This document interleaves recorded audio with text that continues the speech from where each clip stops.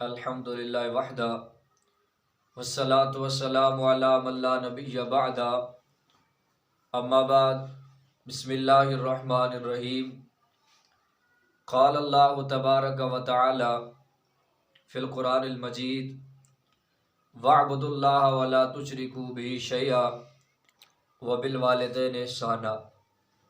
صدق اللہ العظیم۔ ناظرین کرام، السلام علیکم ورحمۃ اللہ وبرکاتہ۔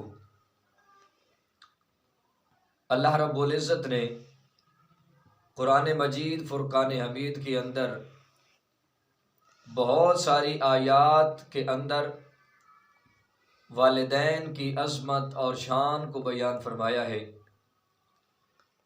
بلکہ یہاں تک کہ جہاں بھی اللہ رب العزت نے اپنی عبادت کا تذکرہ اور ذکر فرمایا ہے تو اپنی عبادت کے ساتھ ملا کر اللہ رب العزت نے والدین کے ساتھ حسن سلوک کا بھی حکم فرمایا ہے۔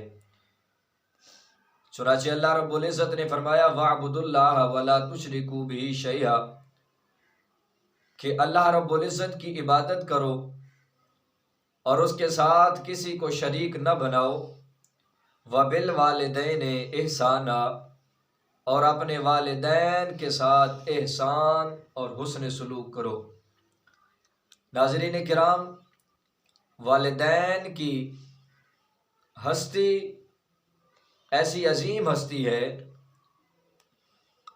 کہ اگر انسان اللہ رب العزت کے حکم کے مطابق ان کی خدمت کرتا ہے، ان کے ساتھ حسن سلوک کرتا ہے، تو حسن سلوک اور خدمت کرنے کی وجہ سے اللہ رب العزت کی رضا بھی حاصل ہو جاتی ہے اور انسان جنت کا مستحق بھی بن جاتا ہے۔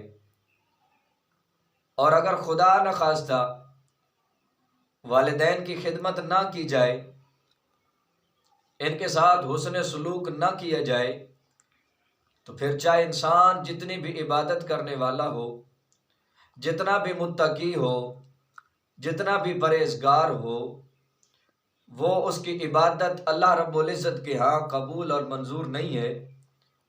وہ اس کا تقوی اور پرہیزگاری فضول ہے، بے معنی ہے، لا حاصل ہے۔ اس کا تقوی، پرہیزگاری، اس کی عبادت یہ اس وقت اللہ رب العزت کے ہاں قبول و منظور ہوگی جس وقت وہ اپنے والدین کے ساتھ حسن سلوک کرنے والا بھی ہوگا۔ ناظرین کرام، والدین کی عظمت اور والدین کی شان کیا ہے؟ حضور علیہ السلام کی بارگاہ کے اندر ایک آدمی آیا، اس نے آ کر عرض کی یا رسول اللہ، لوگوں میں سب سے زیادہ میرے اچھے سلوک کا مستحق کون ہے؟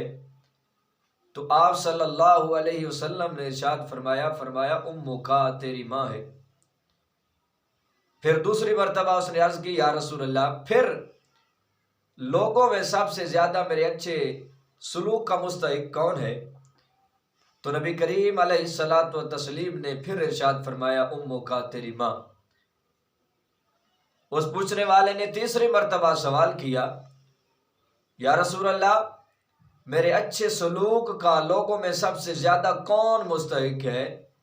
فرمایا امک۔ تیسری مرتبہ بھی نبی کریم علیہ الصلاۃ والتسلیم نے ارشاد فرمایا تیری ماں۔ اب اس شخص نے چوتھی مرتبہ پوچھا یا رسول اللہ، لوگوں میں سب سے زیادہ ماں کے بعد میرے اچھے سلوک کا مستحق کون ہے؟ فرمایا تیرا والد۔ اب دیکھیے ناظرین کرام، والدین کی عظمت اور شان کیا ہے کہ لوگوں میں سب سے زیادہ اچھے سلوک کا مستحق جو ہے انسان کے لیے اس کے والدین ہیں۔ اور یہاں تک کہ نبی کریم علیہ الصلاۃ والتسلیم نے ارشاد فرمایا کہ اگر انسان کے اوپر اس کے والدین راضی ہیں تو اللہ رب العزت بھی راضی ہو جاتا ہے، اور اگر خدا نخواستہ انسان کے اوپر اس کے والدین راضی نہیں ہیں تو اللہ رب العزت بھی راضی نہیں ہے۔ فرمایا رضا الرب فی رضا الوالد وسخط رب فی سخط الوالد، کہ اللہ رب العزت کی رضا والدین کی رضا کے اندر ہے، اور اللہ رب العزت کی ناراضگی والدین کی ناراضگی کے اندر ہے۔ احباب ذی وقار، اللہ رب العزت نے والدین کی عظمت اور شان کو کتنا بلند فرمایا ہے کہ نبی کریم علیہ الصلاۃ والتسلیم کی بارگاہ میں ایک اور بندہ آ جاتا ہے، آ کر عرض کرتے ہیں یا رسول اللہ میں آپ کے ساتھ جہاد میں جانا چاہتا ہوں۔ اب ناظرین کرام، جہاد بھی ایک بہت بڑی عبادت ہے اسلام کے لیے کرنا، تلوار لے کر میدان جنگ میں نکل جانا اسلام کی سربلندی کے لیے بہت بڑی عبادت ہے۔ اس بندے نے آ کر حضور کی بارگاہ میں اجازت طلب کی، یا رسول اللہ میں آپ کے ساتھ جہاد میں داخل ہونا چاہتا ہوں، شامل ہونا چاہتا ہوں، اور شامل ہو کر پھر میں شہادت کا مرتبہ حاصل کرنا چاہتا ہوں۔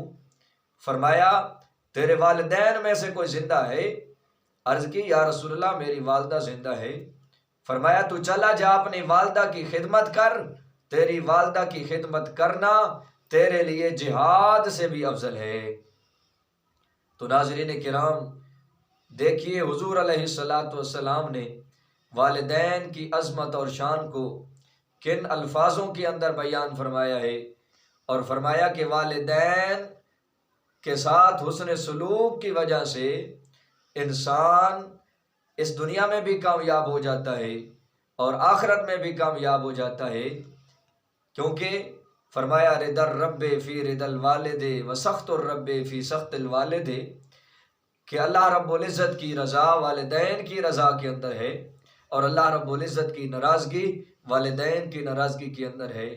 مطلب یہ ہے کہ اگر والدین راضی ہیں تو اللہ رب العزت بھی راضی ہے، اور اگر والدین راضی نہیں ہیں تو اللہ رب العزت بھی راضی نہیں ہے۔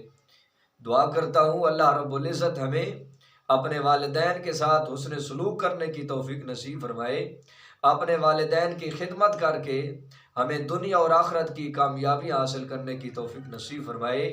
وآخر دعوانا ان الحمد للہ رب العالمین۔